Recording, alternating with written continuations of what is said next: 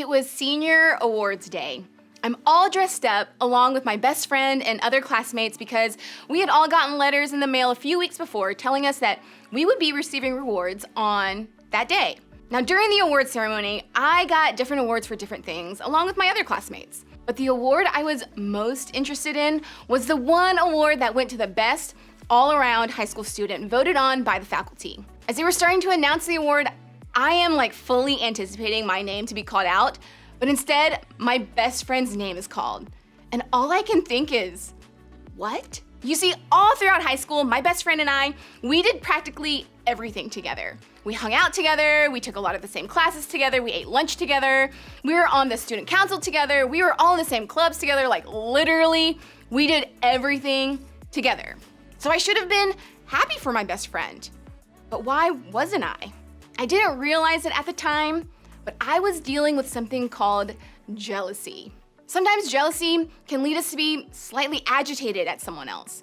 And sometimes it can lead us to straight up disliking someone. He or she may be the nicest person we know. Maybe they've never done anything remotely mean to us. But once jealousy creeps into our hearts, we view them in a different way. Think about it. There are some people that you don't like because they're mean to you.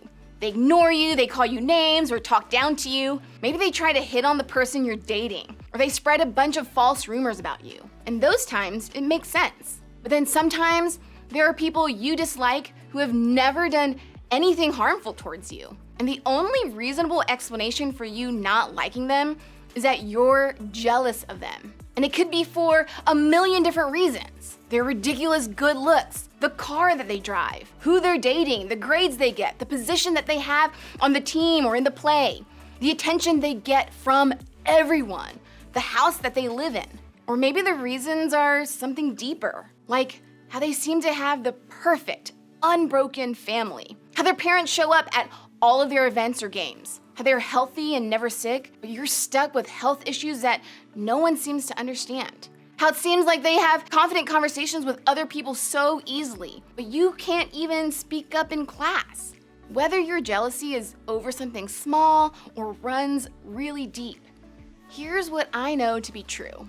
Jealousy changes the way you see others, and it changes the way you see yourself. When you see things that other people have that you don't, but wish you did, jealousy can lead you to feel unhappy about your life, even if you were totally happy with your life before. Or jealousy can make you feel insecure about who you are or who you aren't. Looking at them makes you feel worse about you. And that's when anger enters the scene, because anger almost always follows jealousy. That person becomes the source of your unhappy feelings and eventually the target of your anger. When we feel anger towards someone, it is so much more difficult to celebrate the good things we have and the good things they have. So what do we do instead? We start to distance ourselves from them. We talk badly about them behind their backs. We secretly do what we can to bring them down. After all, if we can't have the good things they have, they don't deserve them either. And then all of a sudden, we have less peace with them and less peace with ourselves. And when that happens, we need direction and guidance on how to find a different response and reaction to jealousy. And if you've ever dealt with jealousy, you're not alone. Adults deal with it just as much as you do. In fact, this has always been a struggle for human beings in general. That's why we can read stories of people experiencing the same thing in the Bible. In ancient times, there was a man named Saul, who was the first king over Israel. He was initially known as a good and generous king. He was courageous in battle and generally had the respect of his kingdom. At one point during his rule, he and his people found themselves in a battle against a fairly powerful group of people called the Philistines. If you've ever heard of the story about David and Goliath, then you know who Saul was at battle against. Goliath was a Philistine. Check it out. Now the Philistines gathered their forces for war and assembled at Soko in Judah. They pitched camp at Ephes Dammim between Soko and Azekah. Saul and the Israelites assembled and camped in the valley of Elah and drew up their battle line to meet the Philistines. The Philistines occupied one hill and the Israelites another, with the valley between them. It's the perfect setup for a good, old-fashioned showdown. But the Philistines had a secret weapon. A champion named Goliath, who was from Gath, came up at the Philistine camp. His height was 6 cubits and a span. He had a bronze helmet on his head and wore a coat of scale armor of bronze weighing 5,000 shekels. So obviously, this was a big dude. He was also a champion. He crushed people. Who would stand up to him? And that's when David stepped in, saying he was ready to fight Goliath. Saul heard about this and sent for him. David said to Saul, "Let no one lose heart on account of this Philistine. Your servant will go and fight him." Saul replied, "You are not able to go out against this Philistine and fight him.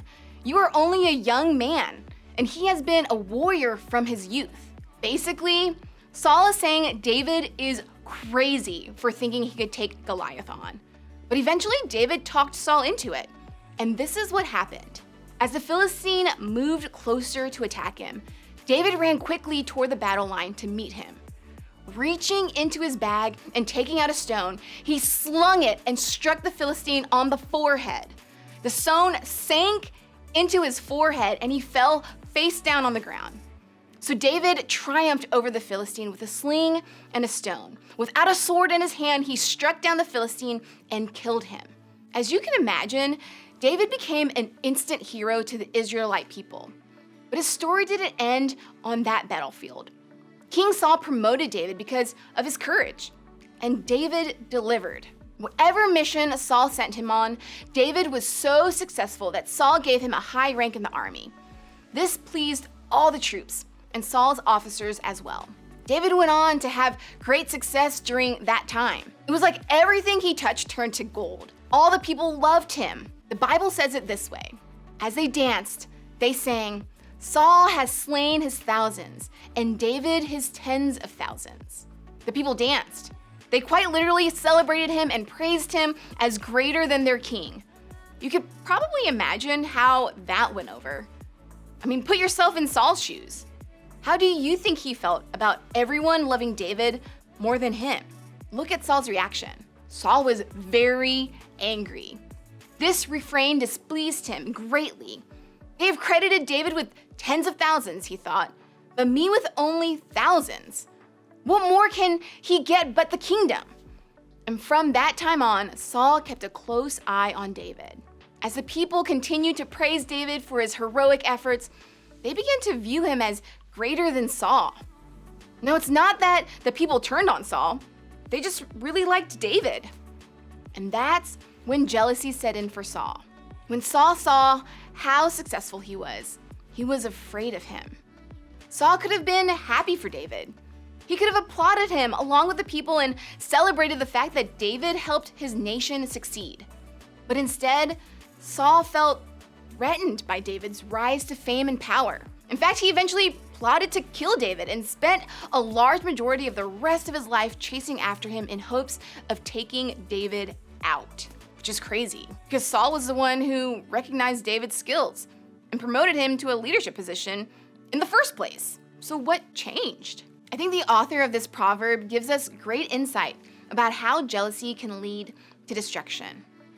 A heart at peace gives life to the body, but envy rots the bones. If we're not careful, we can find ourselves in the same position as King Saul. We'll discover for ourselves how jealousy of a friend can rot, destroy, and ruin us. Jealousy can destroy that friendship. Jealousy can cause us to doubt our own talents, achievements, and successes. Jealousy can rot how we feel about ourselves. Jealousy can kill our sense of peace. We will constantly encounter people who seem to have better things and a better life than us. That will never stop. And sometimes that sets our hearts in a strange direction. And if we aren't careful, that gut feeling of jealousy has the potential to not only ruin our relationship with others, but also ruin the way we feel about ourselves. Okay, so we all get it. Jealousy hurts us.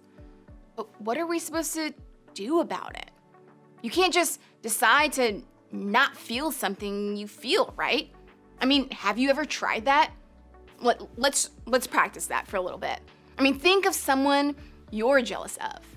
Now, don't be jealous. Did it Did that work? Of course not. It's ridiculous. But there is something we can do. Something that all the research and brain science says can actually help us lessen the effects of jealousy. Here it is. We can celebrate others. Because the more I celebrate others, the more I like me. It's kind of like this. Think of a boat. Like a little one that you might see out on a lake gently floating on by. For some people, it's fun. But for me, well, I spend most of my time on any boat trying to, well, it's not pretty. And since my brain is making me nauseated, I can't just unfeel that. I can't just tell myself, hey, don't feel like you're gonna barf. It doesn't work that way. But you know what works? There are these little wristband things that you can wear when you go out on a boat. Some normal looking, nothing special wristbands. And here's what's crazy. There's no medicine in them. They just put pressure in the right spot to trick my brain into feeling something different than what it's feeling. And celebrating others works the same way. It shouldn't work the way it does. But when you do it, you can trick your brain into feeling less jealousy and more love and compassion. Here are 2 great ways to put this into practice. First, start with yourself. Look at your own life and determine what's worth celebrating. What are you good at? What do you have to be thankful for? What's good in your life right now? These might seem like really cheesy questions to ask or practices to participate in, but trust me, write them down. Maybe even challenge yourself to write down one thing every single day. It'll help. Second, move to the person you're jealous of. When you feel that tug towards jealousy, ask yourself what you can celebrate about the person you're jealous of. What are they good at? What things make you thankful for them? Write those things down too. This may be difficult at first. It may seem pointless, but if you can stick with it and stay committed to the process, you'll be amazed at how it changes how you see yourself and how you see the person you're jealous of. This week, I want to remind you that this is normal. It's something that people of all ages struggle with. And unfortunately, it's a battle you may face your entire life. I don't tell you that to discourage you, but to encourage you to start working on this now. Because if you can start fighting back now, it will set you up for a better future forever. Jealousy will rot your relationships and rot your peace. The more you celebrate others, the more you like yourself. So who do you need to celebrate? You may not be able to talk about them by name in your group of friends because other people know them, but you can begin to brainstorm ideas for how to celebrate others in group. And on your own, you can begin the immediate work of celebrating the people you're jealous of, and in turn, experiencing more freedom in your relationship with yourself and others. So what is one thing you can do this week to celebrate them?